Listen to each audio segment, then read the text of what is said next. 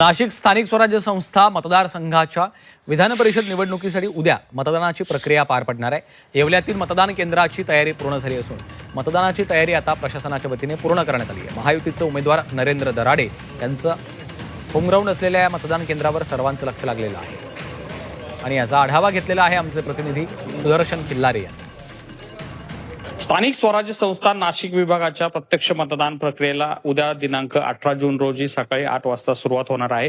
मतदान प्रक्रिया कशी असेल, मतदान केंद्राध्यक्ष आबा महाजन आपल्यासोबत आहेत. सर, कशी प्रक्रिया असणार आहे, किती वाजता मतदान होईल आणि किती वाजता मतदान संपेल? उद्या 18 जून रोजी सकाळी 8ला शार्प सुरू होईल. 8 ते 4 ही वेळ आहे. 4 वाजेला संपेल. आणि मतदान प्रक्रिया सुरळीत पार पडण्यासाठी काही पोलीस बंदोबस्त वगैरे काय येत आहे? हो, येवला शहर पोलीस स्टेशनचा पुरेसा पोलीस बंदोबस्त राहणार आहे आणि या ठिकाणी आपले मतदार हे येवला, नांदगाव आणि मनमाड या ठिकाणचे नगरसेवक राहणार आहेत. एकूण किती मतदार आहेत? एकूण 88 मतदार आहेत. एकूण 88 मतदार येवल्याच्या केंद्रावर मतदानाचा हक्क बजावतील आणि उद्या ही मतदान प्रक्रिया 8 ते 4 या वेळेमध्ये संपन्न होणार आहे.